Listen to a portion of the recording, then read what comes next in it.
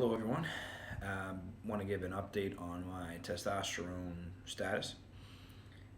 I am done with 2 months now of scrotal testosterone cream.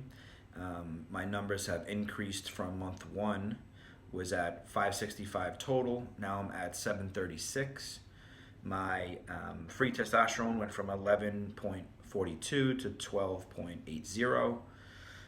Interestingly, my SHGB went down. Now I'm at 24. Last month it was 46. And my prolactin is up 15.2. My estrogen is down to 12, and it was in the 20s last month.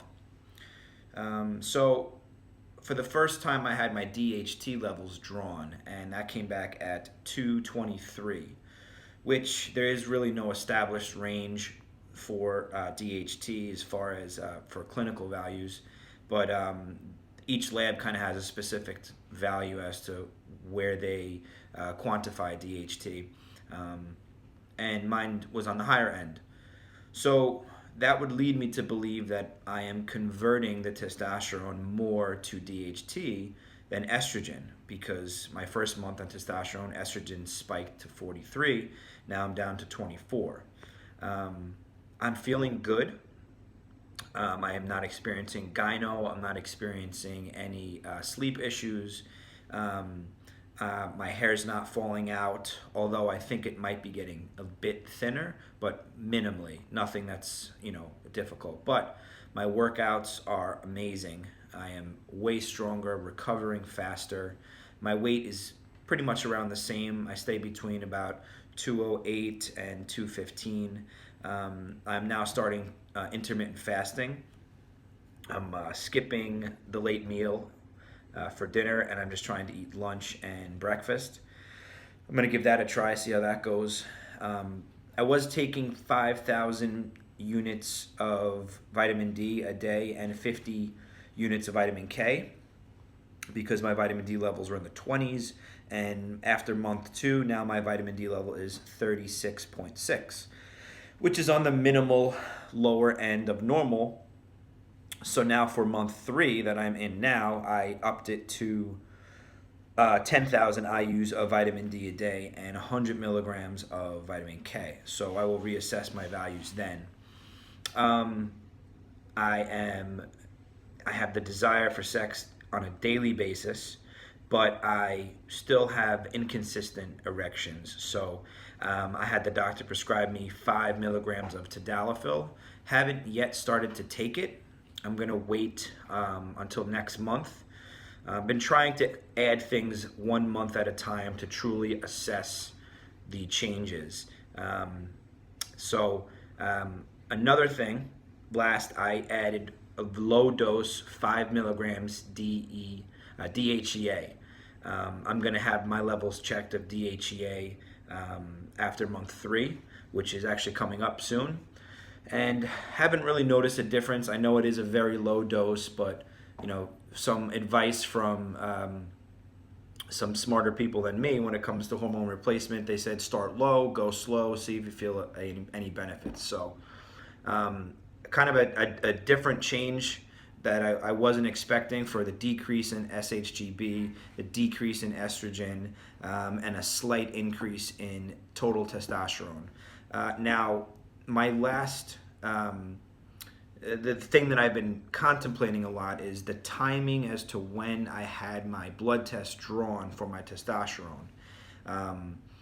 The TRT channel that I listen to and some of the other advice I get for people that use scrotal cream say that 5 hours post application is when you should be drawing your blood.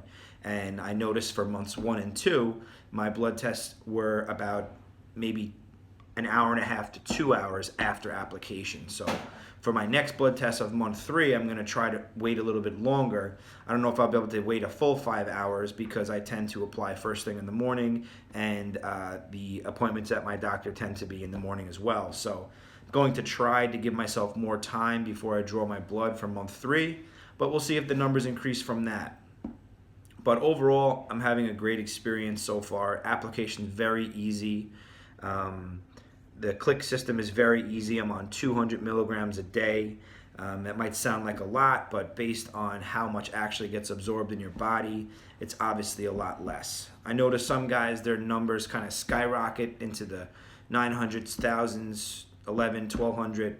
Mine have been steadily going up, and I think that's been benefiting me because I haven't been seeing the negative side effects of spiked levels of testosterone. So I feel like my body has been used to where the levels that I'm at now, maybe when I was younger, but I don't think this spike in testosterone happened when I started my cream, and I think that's a good thing. Ideally, I'd like to be on the higher end in the 800, 900, possibly 1,000, but maybe physiologically it was a good thing that it was a slower increase, that my body absorbed it.